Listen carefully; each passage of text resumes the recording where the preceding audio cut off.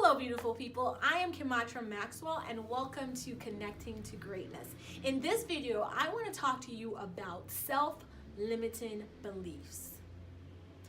What is a self-limiting belief? Okay, let's break it down. So, it's basically a thought that we keep repeating over and over and over again, which turns into a belief system about ourselves that is negative.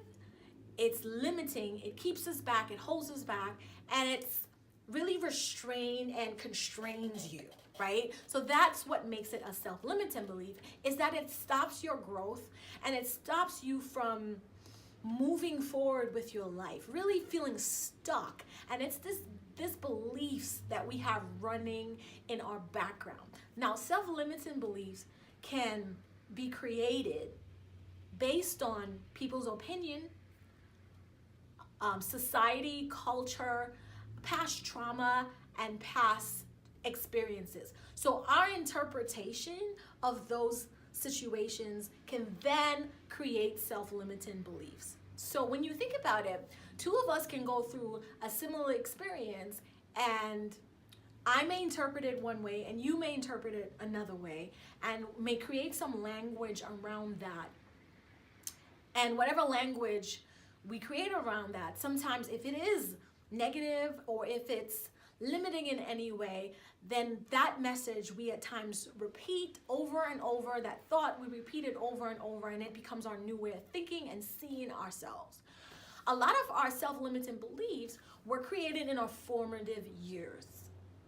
And formative as in when we were kids, things happen in our life, things were said to us, culture, society, and we have now developed messages that are running in our background. And this is what makes self-limiting beliefs so dangerous, is that they are running on autopilot in our background.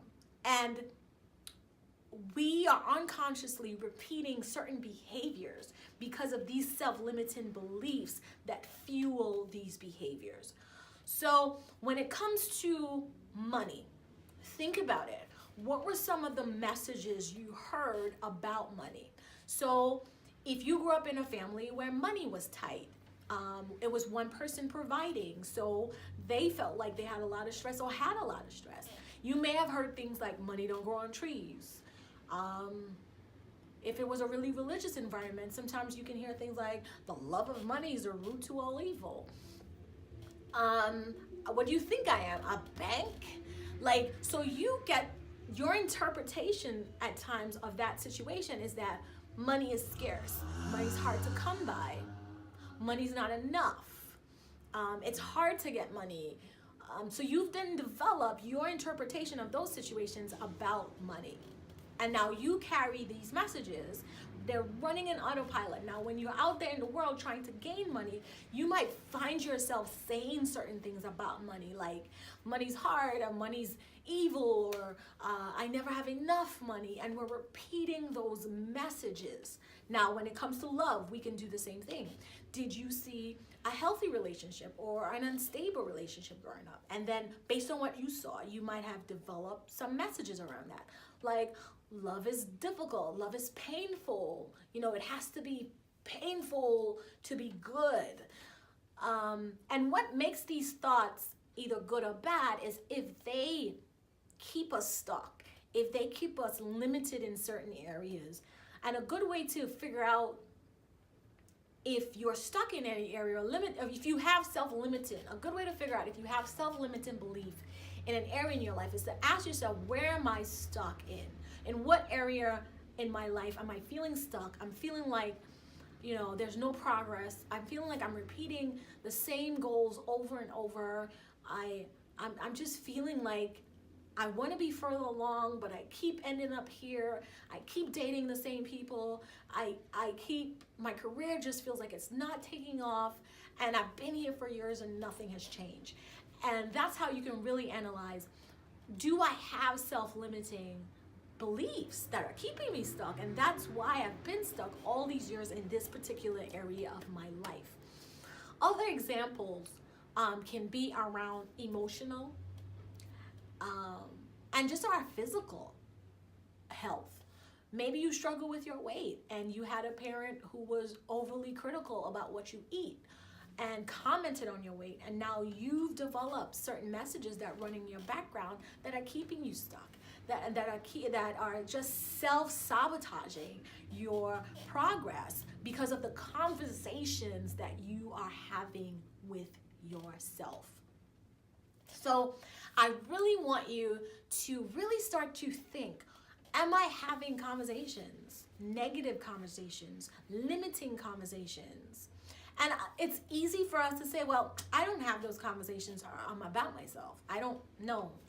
Really to glance over it. But a lot of times our self-limiting beliefs and conversations are so ingrained into us. They've become part of who we are. It's basically us and then the self-limiting belief. That is just in there.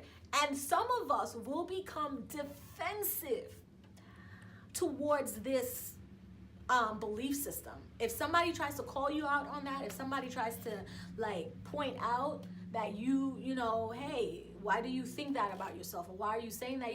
You don't understand what I've been through, or you don't understand I'm right because I can show you over and over this has happened to me, so I'm right. And having those beliefs, what happens is that you are constantly holding the energy. You know, this happens to me, this happens to me. So then what happens is that because like attracts like, and you know, you then attract these situations into your life because of the belief system that is running subconsciously in your background. And you're finding yourself stuck and you're like, you see, I knew it. But self-fulfilling prophecy, this is the message that you're carrying around. This is the story you're telling yourself. This is what you believe to be true. And the thing about it is you have energy, you have feelings. Ooh, and feelings, in our feelings is where the magic happens. You have so much feelings towards certain things that you then attract these things into your life unconsciously by the decisions you make, by the conversations you have. And then you're wondering, why am I still repeating these behaviors? So it's really to begin to take inventory. Begin to take inventory. Simple conversations like, I don't like change. And you're like, well, I really don't like change. Or sometimes we say, even better, I'm not good with change. And the honest truth is, there's changes happening to us all the time. But conversations like I'm not good with change can stop you from experiencing new things. A constant conversations, and I'm not good with change, I don't like change, will keep you not experiencing the life you truly want. So you want to do amazing things. But you keep saying, I don't like change, I'm not good with change. Do you know what your brain will do? If you keep saying you don't like something, you don't want to do it, the job of our brain is to protect us. And what it will do is that it will sabotage, it will keep you stuck in the same place because it has identified change as a threat.